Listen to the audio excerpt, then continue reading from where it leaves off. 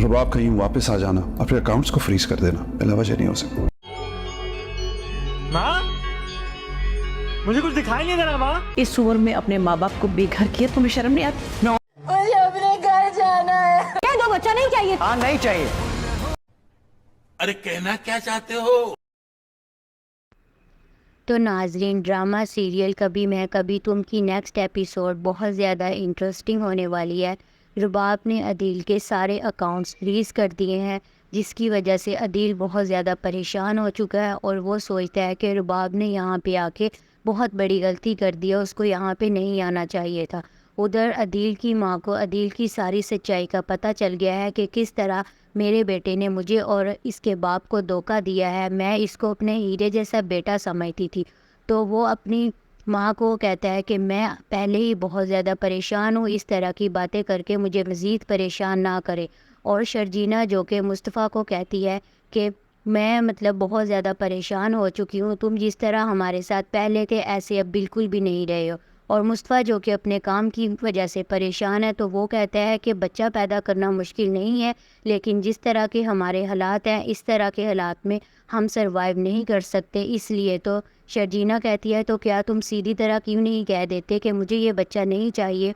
तो आगे से मुस्तफ़ा कहता है कि हाँ मुझे ये बच्चा अभी नहीं चाहिए, क्योंकि जिस तरह के हमारे हालात हैं बहुत मुश्किल है हमारे लिए।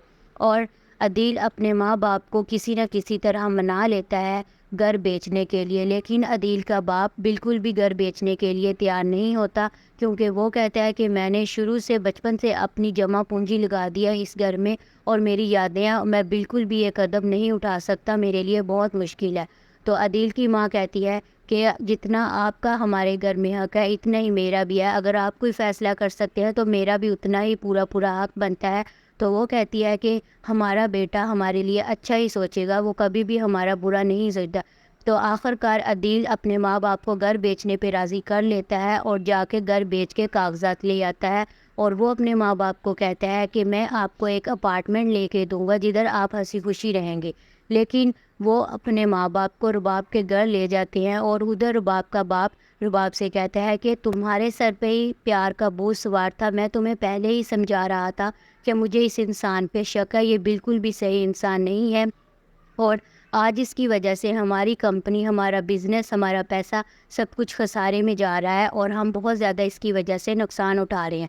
तो रुबाब कहती है कि मैं पाकिस्तान वापस जा रही हूँ, तो उसका बाप भी कहता है कि मैं भी तुम्हारे साथ चलूँगा, लेकिन वो कहती है कि मैं अभी जाके उधर अकेले ही उसको हैंडल कर सकती हूँ।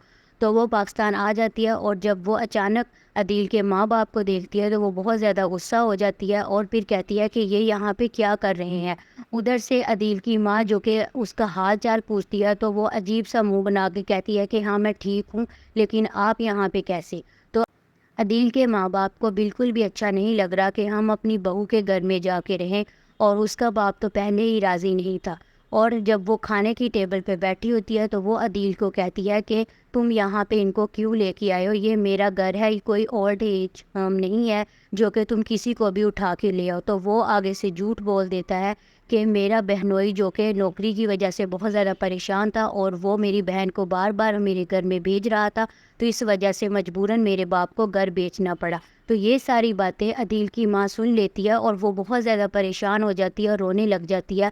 और कमरे में आके जब रो रही होती है तो उसका हस्बैंड उससे पूछता है कि तुम्हें क्या हुआ, तो वो झूठ बोल देती है, बहाना कर देती है कि मेरी आंख में कुछ चला जाता है, लेकिन वो बिल्कुल भी ये बात बर्दाश्त नहीं कर पा रही।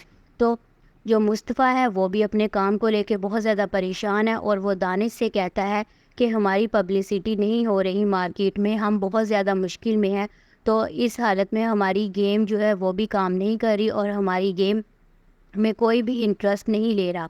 तो दानिश कहता है कि हम कोई और तरीका ढूंढ लेते हैं, तुम परेशान ना हो। लेकिन मुस्तफ़ा कहता है कि मेरे पास टाइम नहीं है, मुझे जल्दी से जल्द कुछ करना चाहिए। और शर्जीना भी सोचती है कि मुस्तफ़ा जैसे पहला था वो अब बिल्कुल भी वैसा नहीं रहा, उसके सर पे सिर्फ पैसा कमाने की धुन सवार है। तो आप क्या कहते हैं, आपकी क्या राय है कि क्या होने वाला है? मुझे तो यही लगता है कि अदील जो कि बहुत ज़्यादा उड़ा रहा था हवाओं में, अब वो सड़क पे आ जाएगा और उधर मुस्तफ़ा है वो बहुत ज़्यादा मेहनत कर रहा है और एक न एक दिन वो भी कामयाब होगा। तो आप लोगों की क्या राय है कमेंट में ज़रूर बताइए।